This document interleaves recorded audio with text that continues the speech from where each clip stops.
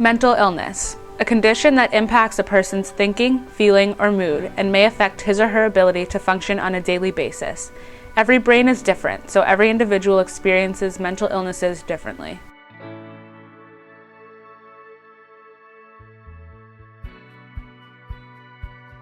One in 5 adults experience a mental health condition every year, and 50% of mental health conditions begin by the age of 14.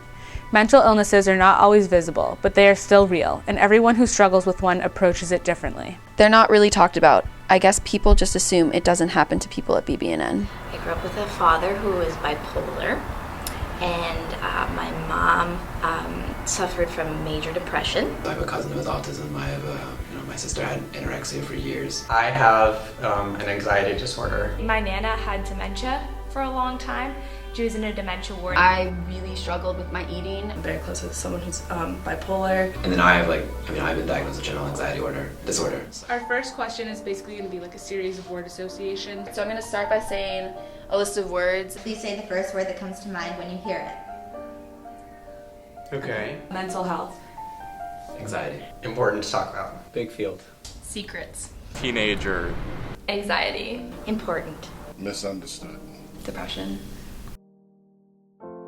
Depression. Sadness. Sadness. Difficulty. Emotional. Is there a perspective or experience you would like to share? At a very young age, I would say 13 was probably when I experienced my first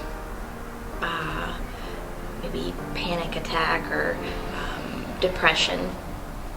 And it's just been all around me, but a lot of my life it has been also shrouded with secrecy, especially growing up in Guatemala.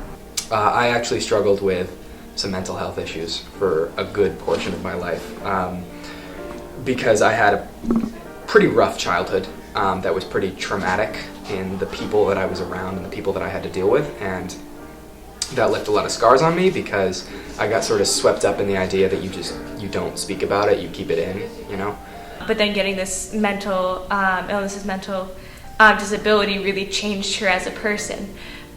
We would go and visit her in a dementia ward, me and my mom, every week. And she'd remember you less and less every time, and you'd have to explain to her, no, the cowboys aren't coming to take you away. But fundamentally, she was the same person underneath, and it really changed my perspective on mental illness. When I was recovering from my leg surgeries, I'd constantly be like, oh my god, what happens if I never play soccer again? What happens if I never can run again? Like, it was like this kind of feeling of, like, what if, I guess is the biggest question that comes to mind when someone's really anxious, like, what if this, and it kind of catastrophizes. So it's like it's a scary experience, kind of just like, what if this, what if that, like bigger and bigger and bigger. It can be kind of scary. I have an anxiety disorder so I get it from my mom's side of the family, which almost all of them have some form of anxiety disorder, and it causes me to do things to my body. Like I like to I used to rip off my nails, and that's how I got out my anxiety. And for the longest time, I thought it was just little habits that I could control, and it wasn't until I was diagnosed that I actually thought this isn't something that I can control, and this isn't something that's my fault, because it was always people always made me feel like it was something I should just fix, and something that I should just stop.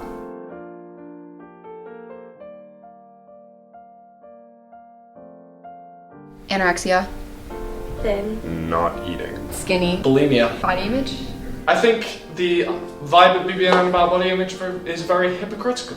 I feel like a lot of people talk about how they want to promote positive body image, and then they talk negatively about other people and their bodies. Not only do we feel like we have to satisfy ourselves, we have to satisfy those around us. About 4 years ago in 8th grade, I really struggled with my eating, and I just wouldn't eat. I could say I was scared of food. I would run 3 times a day, at least 2 miles. There's one story where, so every morning I would eat a yogurt, like a little Chobani yogurt. It's about 13 ounces, 120 calories. Yes, I still remember. And what I would do is, it got to the point where I would wake up early one morning. So say it's a Monday, and oh, I'm eating my Chobani yogurt, all right, getting 13 grams of protein, that's a lot of protein, for 120 calories, and then I would eat it, rinse it, and then my family recycles, so I'd put it in the recycling bin. The next morning I would wake up earlier than my parents, go into the recycling bin, take the empty yogurt container out, and then by the time my parents got downstairs, I'd be washing it again to make it look like I had already eaten my yogurt. And so that means I just didn't have breakfast for half, like, most of the days of the week. Like, who does that?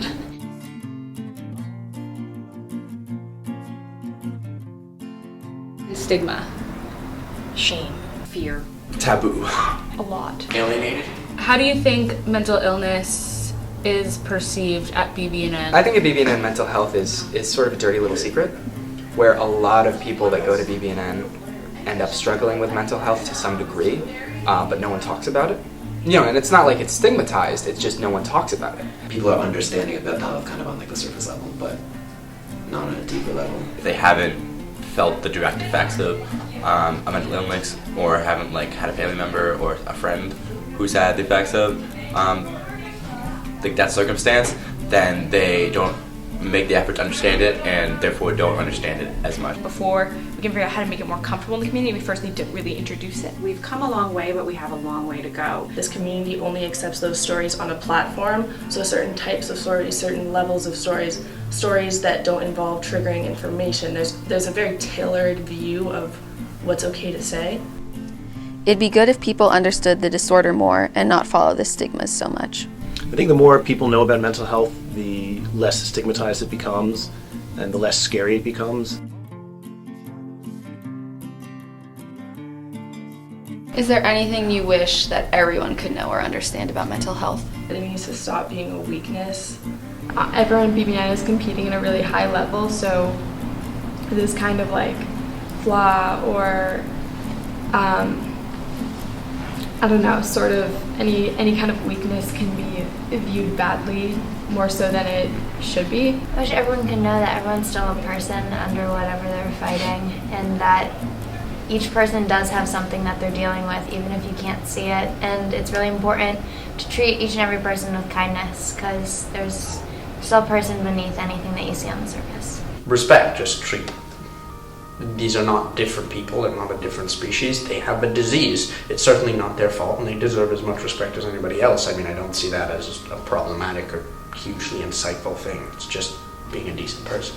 One thing that I've definitely wish the community knew is it's not something to joke about. I wish people knew like kind of the extent that people suffer and just how real that suffering is. You could literally be 500 pounds and be anorexic, because it's a mental thing, and most people think of, oh, if you're anorexic it means you're just skin and bones, or oh, you're so skinny, oh, you don't eat, but like it can mean all different types of things for all different types of people, and the same goes for all the different mental illnesses. I think the challenge with mental health is, unlike physical disability and mental disability and a mental health issue, you don't always see. And so it's hard to understand if someone's suffering or someone's in need. If a kid has a wheelchair, it doesn't mean he's broken in the same way. If a kid has autism or schizophrenia or any number of things, he's not broken. He's a kid just like the rest of us. It is not something that someone can control, that it is not someone's fault, that it's not something that you just fix, that is just as important as physical health. Like, if someone got cancer, you wouldn't just tell them to fix it. You wouldn't just tell them, like, push through it. You would help them. For anyone who's watching this video who has dealt with issues regarding mental illness, and for those who may be dealing with someone in their lives who's struggling, that we're all trying our best, and I think that people forget that sometimes. And for both sides to just recognize each other's struggles and each other's weaknesses and strengths, and realize that everyone has good intentions in mind. Every moment that you spend with somebody, there's something going on for them, there's something going on for you, and in those few moments that you spend with them, you can make a positive impact, you can have no impact at all, or you can really hurt them and you don't know.